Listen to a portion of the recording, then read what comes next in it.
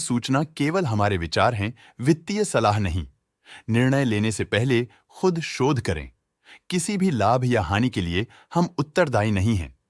आज हम देख रहे हैं Gujarat Narmada Valley Fertilizers and Chemicals Limited के 2025-26 Q1 की standalone financial performance. Starting with the sales, पिछले क्वार्टर से सेल्स में -22% का डिक्रीज हुआ है, मगर कंपनी ने पिछले साल के मुकाबले मार्जिनल सेल्स डिक्लाइन रिपोर्ट किया, around -21%। Expenses -13.5% quarter on quarter decrease हो गए हैं, जो साल भर के -16% के डिक्लाइन के साथ अलाइन करता है। एक्सपेंसेस में डिक्रीज अच्छा है, लेकिन सेल्स में डिक्रीज निराशा की बात है। ऑपरेटिंग प्रॉफिट, जो पिछले साल के कंपैरिजन में -80% डाउन हुआ है, quarter on quarter around -87% decrease हुआ है। Operating profit margin (OPM) annual basis पे -5.5% से डिक्रीज हुआ है और पिछले क्वार्टर के कंपैरिजन में -10% से डिक्रीज हुआ है। एक्सेप्शनल आइटम्स को ऐड करके अदर इनकम पिछले क्वार्टर के कंपैरिजन में 23% बढ़ गई, बावजूद इसकी ईयरली ग्रोथ 51.5% हुई है।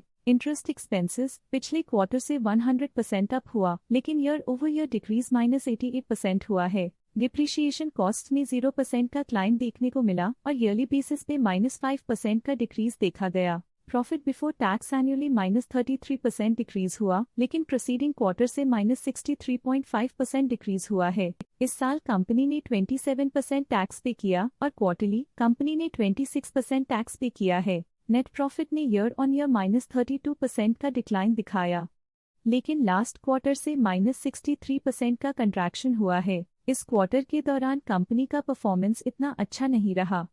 नेगेटिव नेट प्रॉफिट लॉसेस को इंडिकेट करता है। वहीं अगर एनुअल एनालिसिस की बात करें तो साल के दौरान कंपनी का परफॉर्मेंस अच्छा नहीं रहा। नेगेटिव नेट प्रॉफिट का मतलब है कि कंपनी प्रॉफिट के कंपैरिजन में नुकसान उठा रही है। अर्निंग्स पर शेयर (EPS) में ईयरली -32% का डिक्रीज देखा गया, लेकिन क्वार्टरली में 63% की गिरावट भी नजर आई। इस क्वार्टर में कंपनी का EPS इतना अच्छा नहीं रहा। नेगेटिव प्रॉफिट कमजोर एफिशिएंसी को दिखाता है।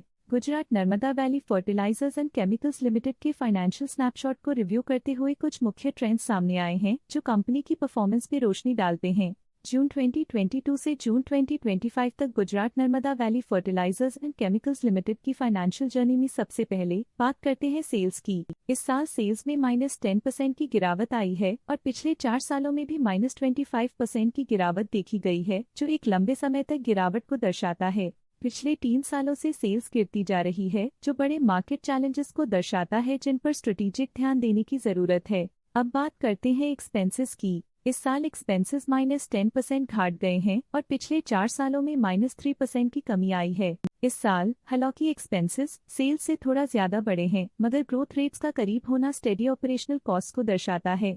चैलेंजेस से गुजरते हुए ऑपरेटिंग प्रॉफिट ने इस साल -12.5% की डाउनटर्न देखी, जो एक ट्रेंड को कंटिन्यू करता है, पिछले 4 सालों में -82.5% की डिक्लाइन के साथ। पिछले 3 साल से ऑपरेटिंग प्रॉफिट गिरता जा रहा है, जो जरूरी स्ट्रेटेजिक एडजस्टमेंट्स की इंपॉर्टेंस को दिखाता है। इस साल नेट प्रॉफिट में 6.5% की वृद्धि के साथ पिछले 4 सालों में -73% की गिरावट हुई है। लगातार 2 सालों तक प्रॉफिट में कमी के बाद इस साल नेट प्रॉफिट में हुए इजाफ ने एक टर्नअराउंड का संकेत दिया है, जो स्ट्रेटेजिक रीअलाइनमेंट्स का असर हो सकता है। EPS के लिए रास्ता कठिन रहा है। इस साल EPS -32.5% डिक्रीज हुआ, पिछले 4 सालों में कुल मिलाकर -82.5% की गिरावट हुई है। पिछले 3 सालों से EPS में लगातार गिरावट कंपनी की लॉन्ग टर्म प्रॉफिटेबिलिटी के लिए चिंता का विषय है। चलिए अब बात करते हैं शेयर होल्डिंग पैटर्न की। गुजरात नर्मदा वैली फर्टिला की शेयर होल्डिंग रिपोर्ट्स कुछ इस प्रकार की हैं, जो अननोन 2025 के तक चलता है। ये रिपोर्ट कंपनी के शेयर्स की डिटेल्ड जानकारी देता है, जिसमें promoters, promoter groups, foreign investors, public investors और सरकारी एंटिटीज शामिल हैं।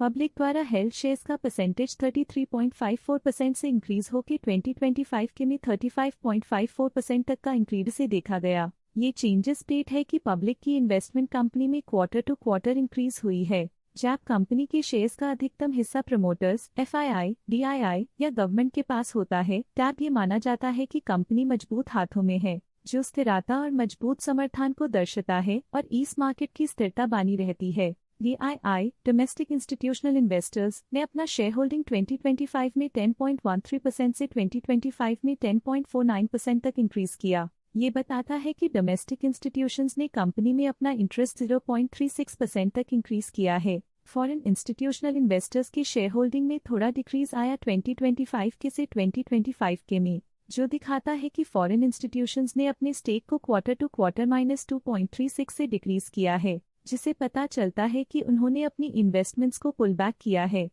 ये था कंपनी का करंट शेयर होल्डिंग पैटर्न। आज के लिए फाइनेंशियल सेक्टर में इतना ही। देखने के लिए धन्यवाद।